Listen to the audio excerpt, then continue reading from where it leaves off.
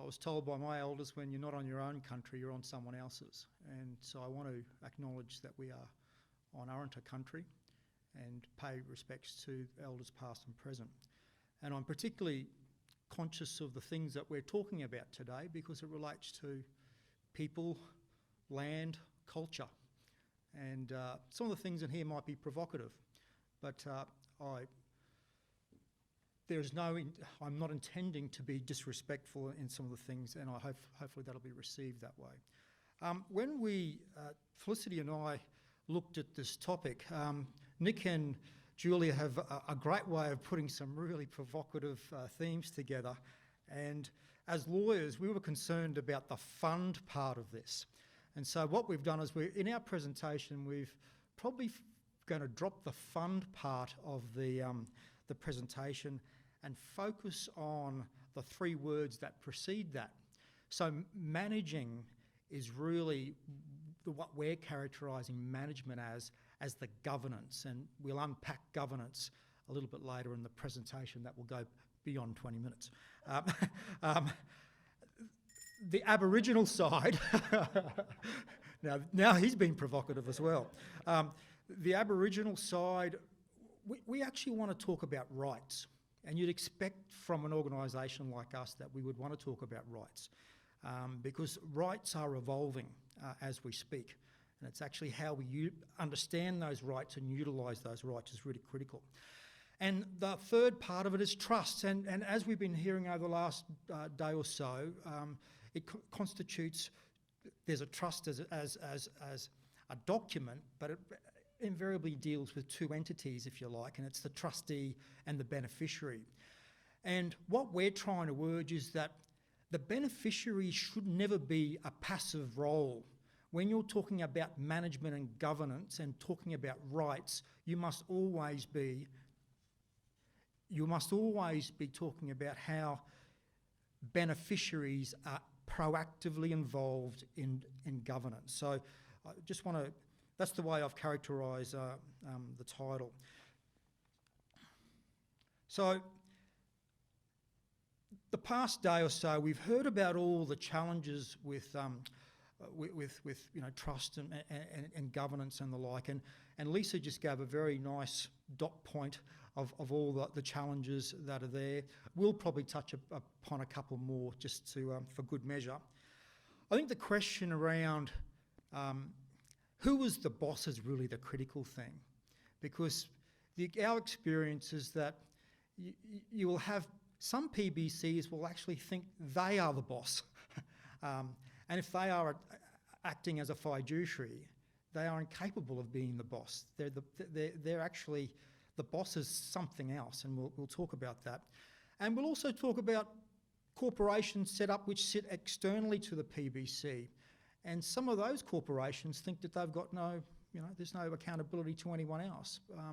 And there has to be a conversation as to who they are accountable and who is their boss. So this is what, and we actually bring in the language of rights here. So that's why we'll be plugging on about Indigenous self-determination.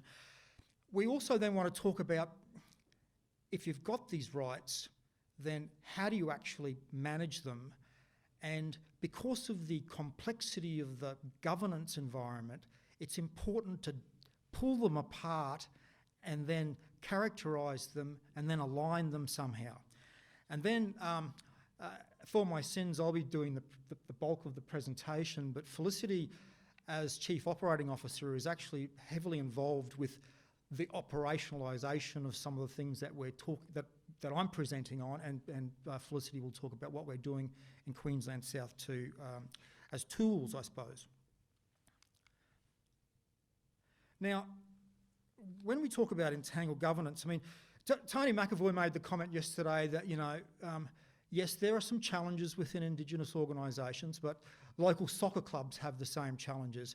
And I dare say nation states have these issues. And I think if we want to look at development and governance for development, I think there's a lot of literature and learnings around the developing nation states. And so I think there's a body of literature there it's actually portable to the context that we're working in.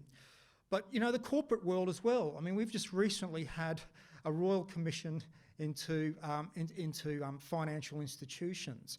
And so, and that actually highlighted just the depth of so-called experts in governance in these areas. So, and I think you could extrapolate that to government as well. So government are not actually adopting the Royal Commission's recommendations. I mean, I think there's a challenge in the way government governs if they're not prepared to accept those kind of Royal Commission's recommendations. But I think there's an extra layer of complexity that Indigenous people have to deal with. And yes, we know it's disadvantage, but there's these tensions that we've been talking about over the last day or so. So the tensions of the concept of the collective, so those who hold the laws and customs, but then how that actually interfaces with localism, so who actually holds the rights and interests pursuant to the laws and customs. And I think I've picked up the language of localism there. But I also think there's tensions within individuals as well. What I have observed is individuals who actually want to have the right to actually set up a business and draw upon their indigeneity and got every right to do that.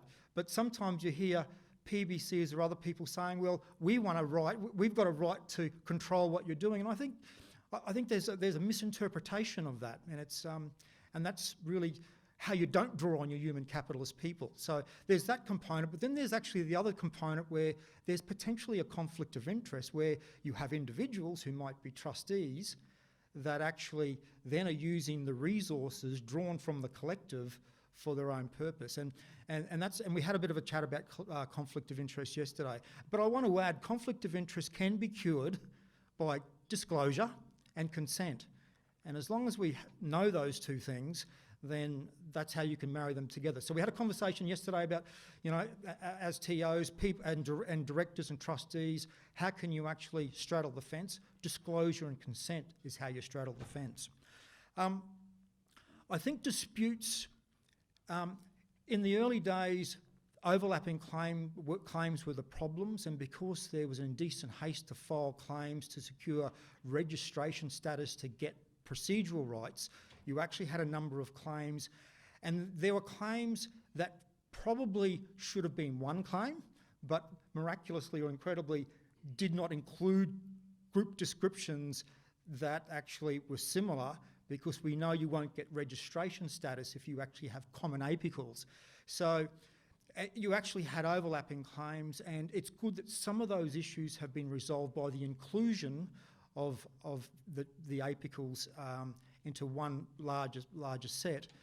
But in many respects, those issues have actually just moved into the post-determination space. So the very reasons for why there were overlapping claims, they've just transformed into something else. And I think there are a lot of legacy issues from the claim phase, and we've been talking a bit about that. I think Future Act monies, and we just heard from Lisa that there will be no retrospective effect of how you bring in monies that were set up under Indigenous land use agreements and Section 31 agreements in the pre-claim phase. How you actually bring those resources back to the beneficiaries is going to be problematic, but moving forward, there certainly should be a way of sorting that out. I think I would just add some additional issues around challenges to governance. We spoke a lot about native title compensation yesterday, and that's fairly self-evident. I think the distribution issue that we were having a conversation with Tony and David yesterday is a live issue, but as long as the collective endorses the distribution model, I think that's ways of getting over that. I think political representation is a live issue. I mean, we're just going through voice to government, voice to parliament, Uluru Statement. That's going to be a pressure point, I think, and it's just going to actually impact upon issues of governance. I think there's a need for agency in social reforms, and the Closing the Gap agenda is what I'm talking to there. And it's funny, Nick, when you're talking about mining and so forth, it will be diminished. I think transitioning economies where the carbon economy, and a thing that I just found out a couple of weeks ago around the concept of biodiscovery. So intellectual rights to the intangible knowledge around how you might commercialise Indigenous knowledge, that's something that could be on the horizon. So there's a transitioning economy, and that's going to complicate things. The final point that I've got there might be a bit provocative, but there is this ascendancy of rights, and people are actually becoming more aware of their rights. And then you put that beside, and I call it the hegemony of service delivery, and I'm not being disrespectful because I'm a service delivery organisation, and for the very reasons Nick said before, it's critical to have service delivery organisations. But service delivery organisations have a tendency to mirror the government programs that fund them. And I think that there's a real tension there. And I think the value add, so the what's in it for me question that Nick poses to us for government and the broader public is how you actually get those two things working better together, because everyone will benefit from that. But that's probably another paper altogether. So I want to actually just briefly talk about self-determination, and I know that I just think that we need to. There's a really useful paper that's in that I've referenced from Jill Webb, who actually does a really nice summary of the history of self-determination from an international perspective, and how it actually morphed from something very early in the piece where self-determination was really a concept how nation states wanted to shore up their territories, and then how it moved in the post-World War II context. Before that, how it may have been used to actually as a colonising thing from nation states, and then after World War II, the decolonisation process where Indigenous self-determination was considered. And there's a really important body of work that people need to understand. And when I talk later in the presentation around civics education, I think people need to know the history of what is self-determination. But I think the quote that follows around the right to Indigenous self-determination is really critical. And hopefully you've read that, because I probably won't need to read the whole thing.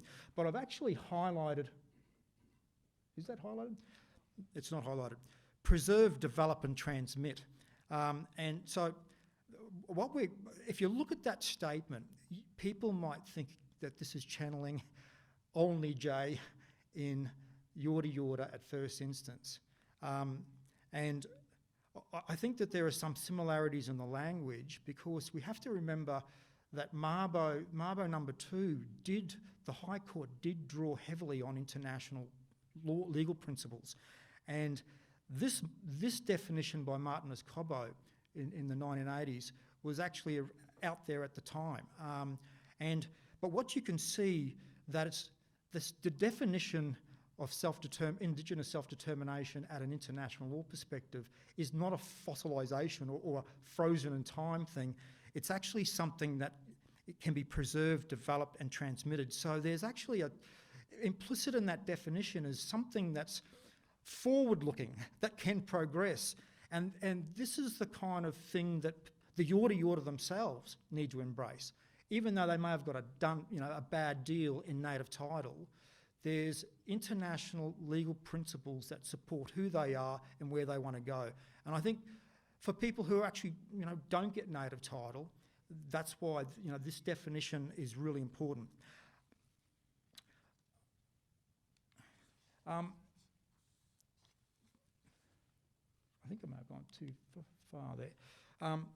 So I also want to briefly, in this paper from Jill Webb, it also highlights how the rights of minorities, that is individual rights, so the right not to be discriminated against, an important right, but it became very clear in the development of self-determination that Indigenous rights are something separate to minority rights. And that point there about Indigenous peoples hold collective rights, including the rights to land and resources and the authority to make their own decisions. So we actually get a distinction between those people who hold rights, civil and political rights, and on the basis of not to be discriminated, but then you've actually got another body of rights that focus on the collective, and I just wanted to make that point.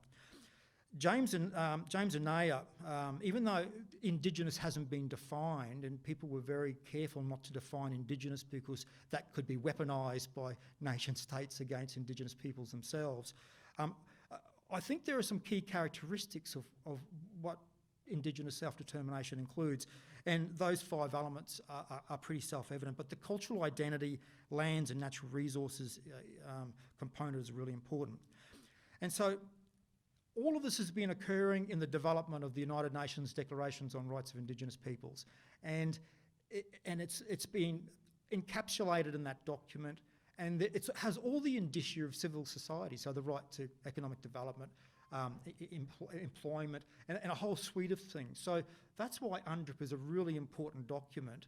So if people are going through nation building, UNDRIP is a powerful blueprint as to how you might develop into the future.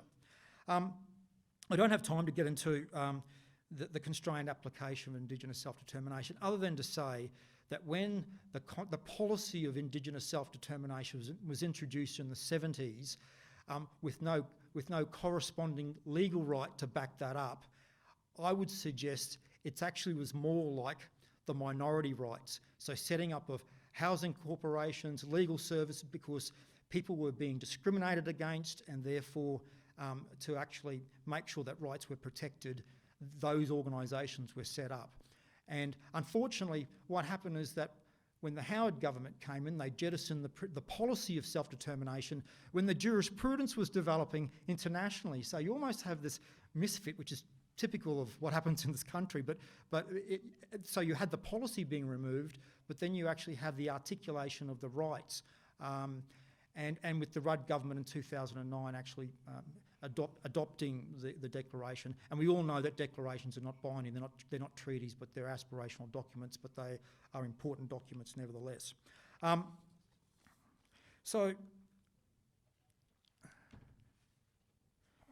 gone too far again, this is very sensitive. So just by summary of what these Indigenous rights are, so it's clear that there are territorial rights, and there's, list of certain things there. There's cultural rights, and then there's political rights. And political rights obviously include constitutional recognition and treaty making, but my thesis is that self-determination is actually the rights of those people who actually hold territorial rights and cultural rights. And it concerns me when we have organisations that say that they are self-determining. My point there is people self-determine. Institutions that represent them can never self-determine. I mean, that just can never happen. So that's one point. And UNDRIP does recognise individual rights, but importantly, it's the collective rights that needs to be drawn upon. And I'm not being intentionally provocative around can there be Aboriginal rights to self-determination. I think there can be, but it's only when those people who have the rights, who hold the laws and customs for an area, are consulted by other people who actually, and service delivery organisations that provide services in that area, and it's with the consent, so the free, prior, informed consent of those right holders as to how services are delivered. And I also think you can actually get situations where First Nations enter into agreements together so you can actually scale up the right to self-determination. So yeah, I just wanted to make that point. So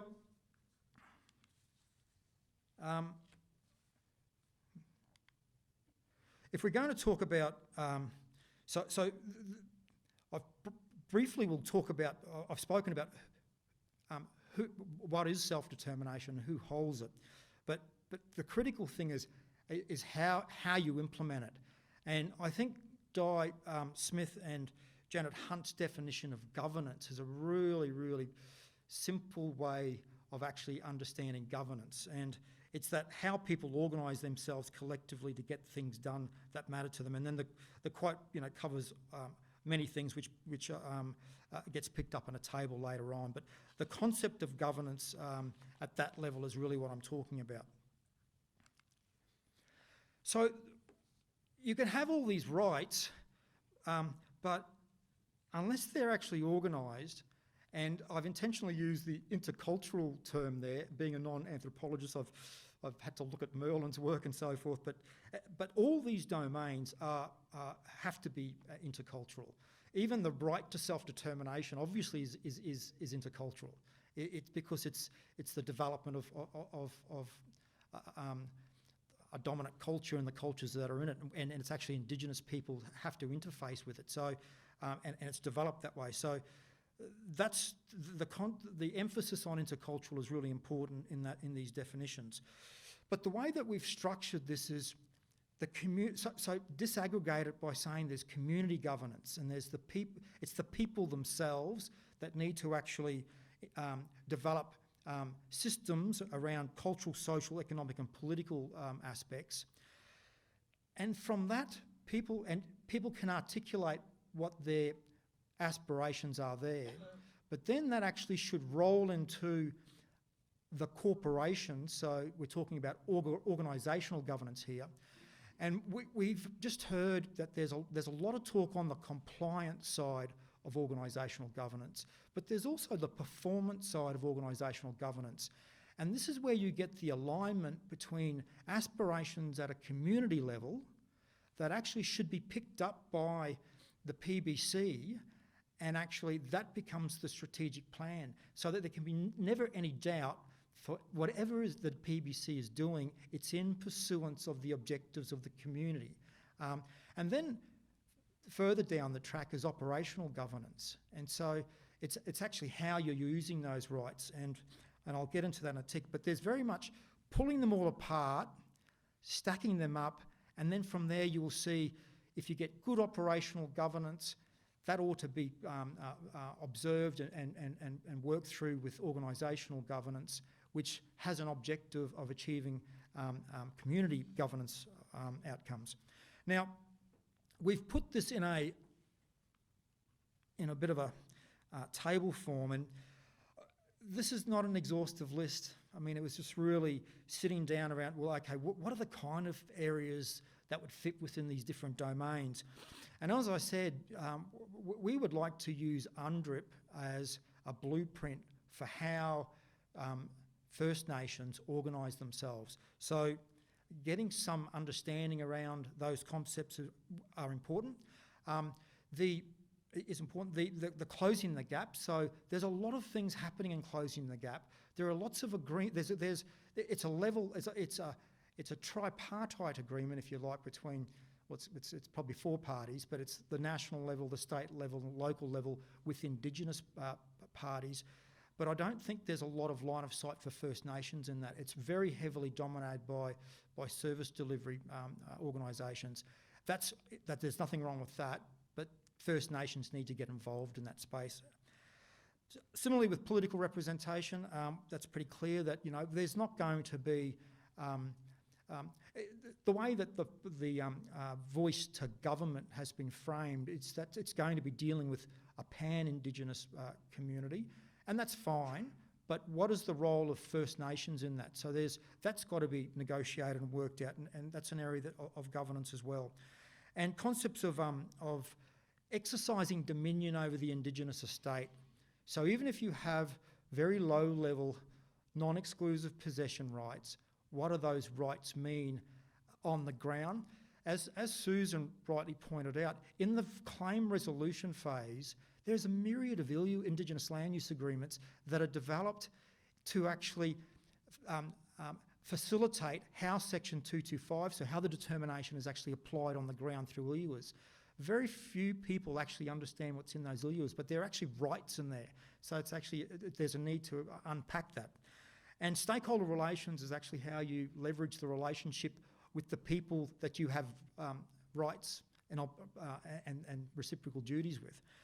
So the capacity area there is very broad, and you've all read those. And the products and processes, Felicity is going to talk about in a little while. But you can see that there's a bit of overlap between the the capacities and the products and services as you'd expect.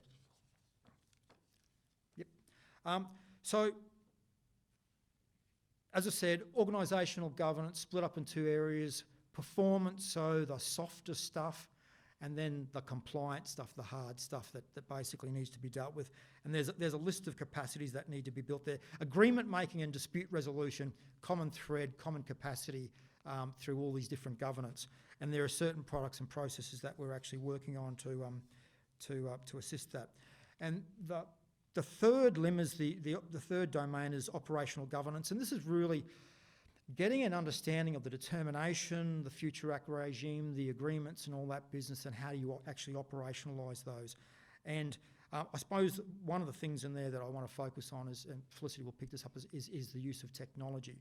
But that's probably the domains that we're talking about. There's just one, before I flick it over to Felicity, just to round this off, the capital-based fund comment up the top there is really an important one. The NNTC is doing some work around developing an argument and a model around a perpetual fund.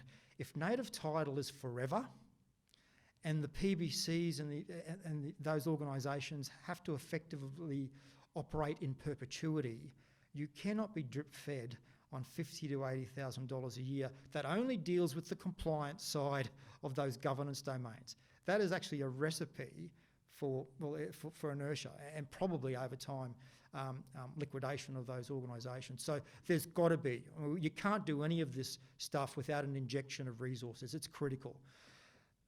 And the reality is that there's a future fund there with $160 billion in it, and it's probably cashed up because of royalties and monies that have been put through in the taking of land from Aboriginal people. So I think there's a moral obligation for a perpetual fund to fund these organisations in perpetuity.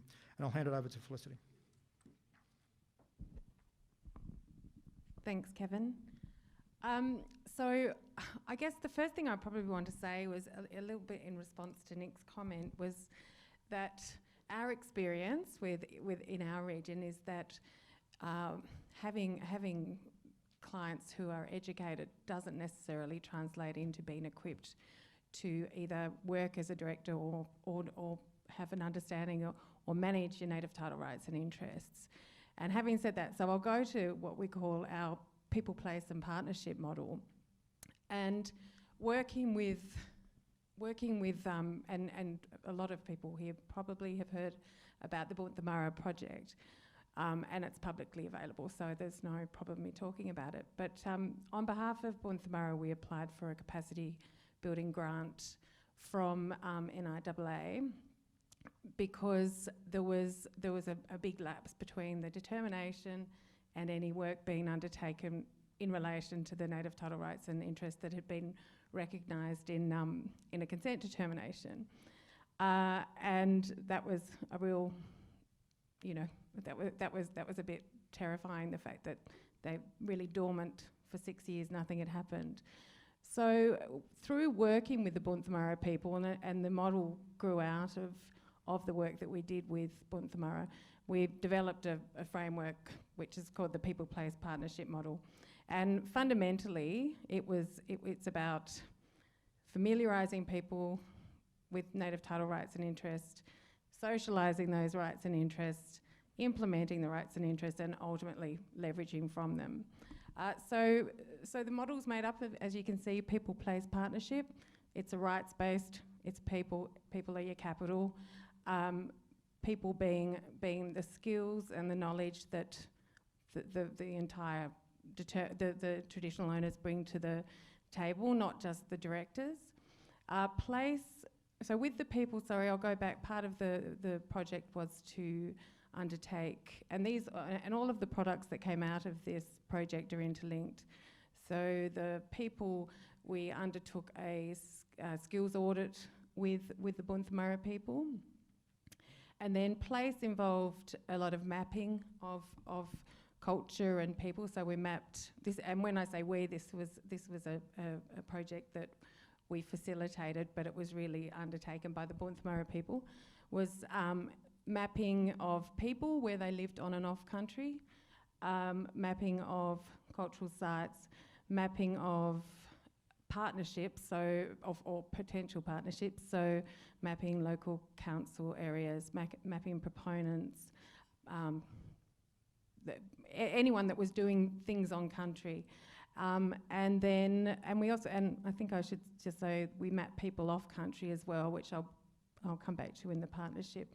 And the partnership was through the identification of skills and aspirations linked to where people lived, was developing partnerships not just on country, but importantly on country, place-based partnerships, but also linking people with opportunities with, for example, proponents that may be doing things on country but also have a presence off country.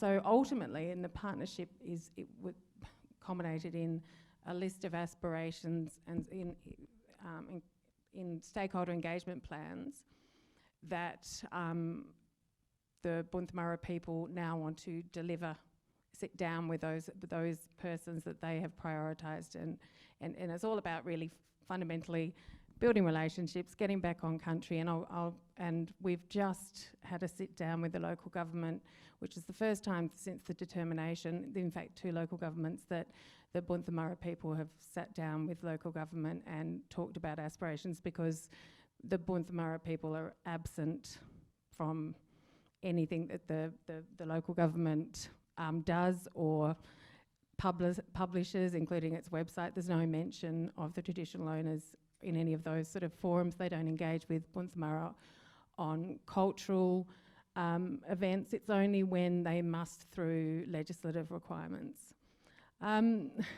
So, again, I'm going back to my comment about the skills base doesn't necessarily equate to managing native title. I should say the importance of this is also working with groups that do not have access to high levels of income through their PBC necessarily. So it's really starting fresh and getting right back to basics and developing opportunities to potentially, economic may be one of the outcomes, but it's broader than that. It's social, it's cultural.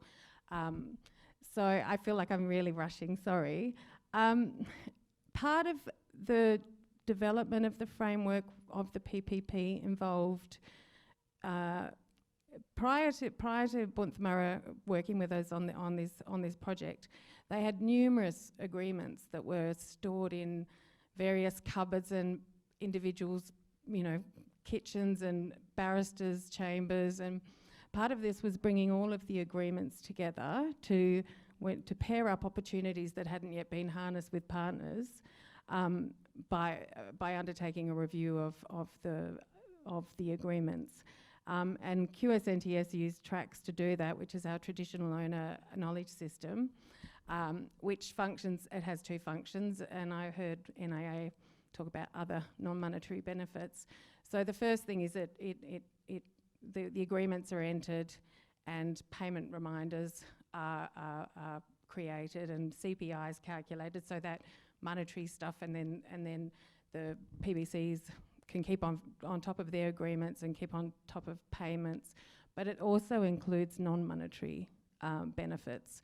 So, for example, scholarships or training opportunities, employment opportunities, a lot of which were in the agreement, but unless Bunthmara in this case gets to know its agreements, the proponents or the other parties aren't going to be pushing to implement them.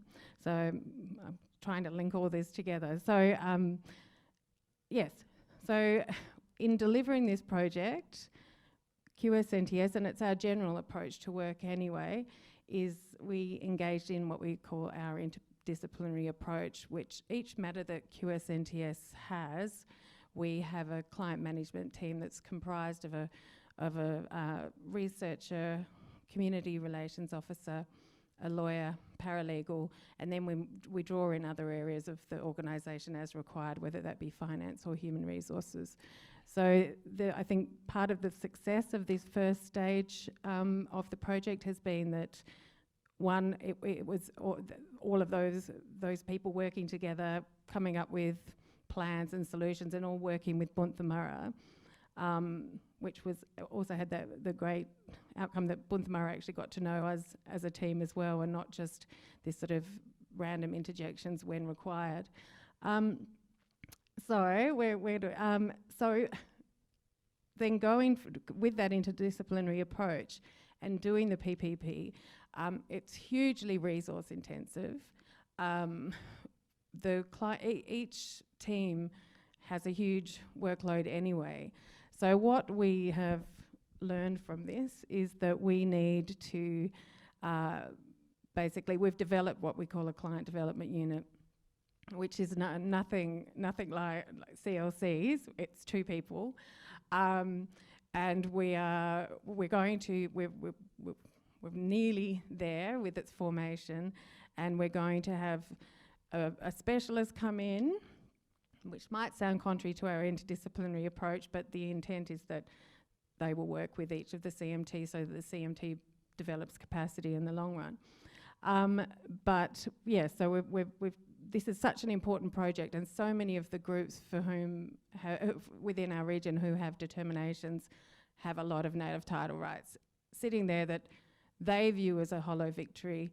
So, but there's this growing sort of, and there are PBCs coming to us. They've heard about Bunthamurra, and they want to get involved.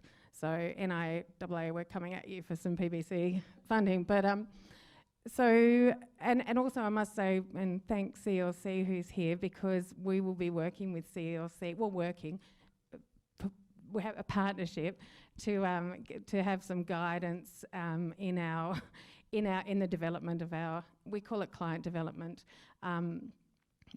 in our client development unit, and we're going to do some exchanges and spend a lot of time talking, and you already have been wonderful, but yeah.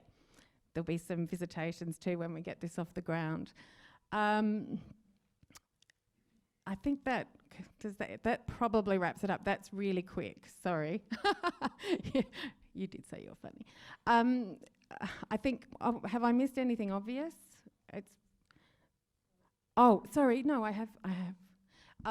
Also, the other part of this is not just working with institutions such as fellow sister rep bodies and councils, but working with institutions such as CAPA, AIGI, and we're really fortunate that Bunthamurra is going to be part of the longitudinal study with Di and Tony with governance. So it's just going to really cement the learnings, because I should go back and just say for Bunthamurra people, and relevant to the domains of governance, I mean, the Bunthamurra, we've had Shane Carroll training, that's governance. So now there's this growing understanding of governance and how it can be effective in managing native title rights and interests. I want to give one example of the difficulties in our region, and it's a Bunthamurra. When I was trying to explain to Bunthamurra we were talking about the domains of governance, and my explanation is this, and this goes to the need, part of what should have been there is on a toolkit is making sure that researchers and lawyers work together when negotiating agreements. So we've got a proponent who has signed a petroleum lease, and the agreement basically allows for one scholarship for the entirety of the agreement. And so I sort of put the 3 domains of governance to Bunthamurra people like that. You've got the agreement, who's going to benefit from it? So you've got to straddle the related party benefit issues, but you've got to also now go, I mean, that's a really difficult decision for a community to make with limited resources, that one person is going to benefit from that agreement. But do you want to just let it go? That's a decision to make, but it's a really big lesson for lawyers to work with people and say, what are we really, we're just ticking a box here to say we got an additional benefit. That's it. Oh, you want me to wrap up? Okay, so basically what I've been talking about. Whilst we're not dealing with a lot of funds, the principles apply, and I think that's what Kevin's trying to say, and I can't actually see the slide. They're the conclusions. They're the conclusions. So Indigenous self-determination is an important organising principle, process and outcome, so it's important to socialise what we mean by this right. Who is entitled to exercise it and who owes the correlative duty. And finally, developing and implementing effective Indigenous governance structures is critical to Indigenous self-determination way over time. Can I just say a plug for CNTA? If we hadn't actually gone to that 2016 workshop in Brisbane where CLC presented, we would have just been blithely going on transactionally, just knocking over native title, doing deals. And it was the CNTA that actually, it was the community of practice that this has actually generated that opened our eyes organisationally. And that's why one of those points is that there needs to be the establishment of development units within rep bodies. That's critical to this because the churn of the work is so complex that you actually need someone else thinking about the problems and integrating it into it. But the plug is to the CNTA because you know that was and the CLC and there are other units I know being developed, NLC and I think KLC's got one, but you know it's just really critical. Yeah, thanks.